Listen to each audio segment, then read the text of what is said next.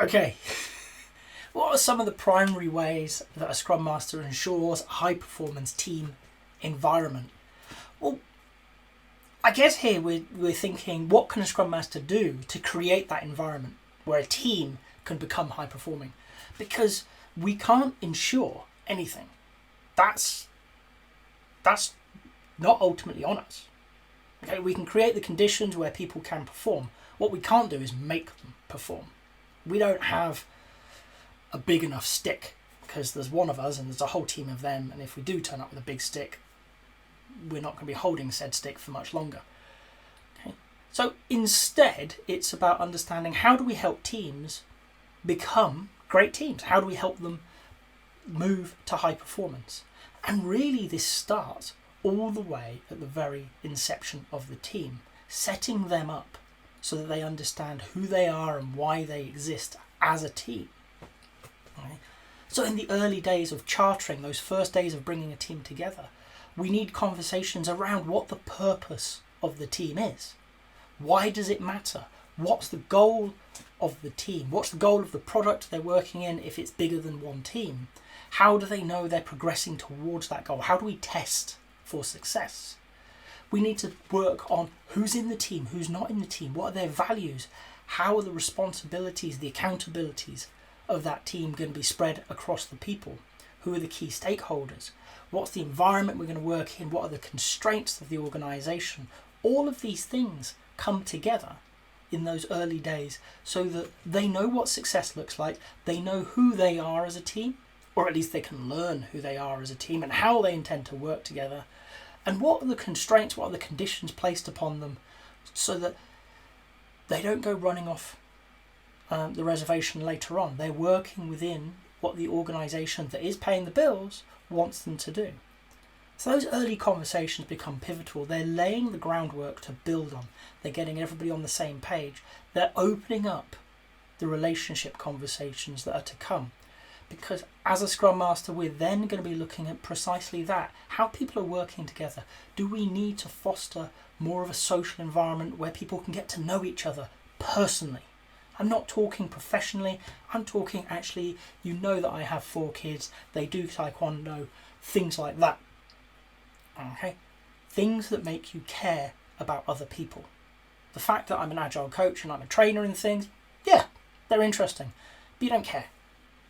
If you can relate to me as a human being, and I mean a rounded person who has a personal life as well as a professional life, then you're going to start caring about me, John, not that Scrum trainer.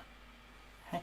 And as a Scrum Master, we're watching for that. How can we, if we need to, develop that to create an environment where people care about each other? Because with caring, with those relationships comes trust. That belief that somebody is out to help you.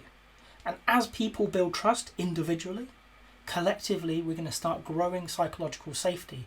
That knowledge, that certainty that you can speak truth, that there's no repercussions, that it's safe to do so. The safety is important because in that we can start having conflict, healthy conflict, okay, open discussions where people can start mulling over ideas, understanding that their idea may not be the best idea, but it's a good idea because it adds to the conversation. The team are going to value it because it's theirs.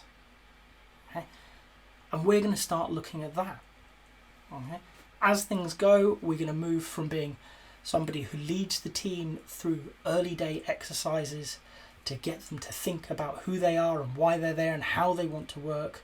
Very much an educator and a consultant with a facilitative flavour, I hope, into a facilitator, into somebody who's going to help the team.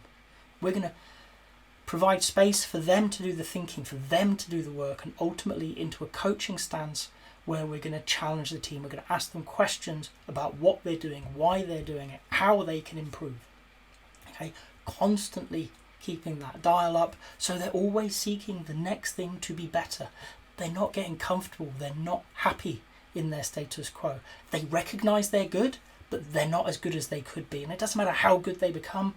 As a Scrum Master, we're there thinking you can be better. We're cheerleading them on. We don't know how, and we're open, we're honest about that. But we know they can be better. And as such, we're just going to keep nudging them. We're going to keep asking that question, probing for new ideas, ways they can try out to improve until they get to high performance. And then we continue, because high performance isn't a final state. Okay, they can always be better. Perfection is impossible to achieve, but it's a worthwhile thing to attain. So they're going to keep being better. They're going to keep finding new ways, trying things out. Some will work, some won't work. Okay? We're going to sit with them when stuff doesn't go their way and remind them of how good they've become. We're going to cheer them on when things get well. We're going to celebrate their successes. We're going to keep doing this throughout, so that even when they look around and they think we're amazing, compared to everybody we can see, we're amazing, there's always going to be that little voice that's going, you're amazing and you can be better. What's next? If you've got to this point in the video, I hope you've enjoyed it. If so, a like would be appreciated. If you want to hear more from me, more answers to questions that maybe you've got in the Agile world, please subscribe to the channel. And if you've got a question that you really want answered, drop it in the comments. I promise we'll get around to it. Thank you.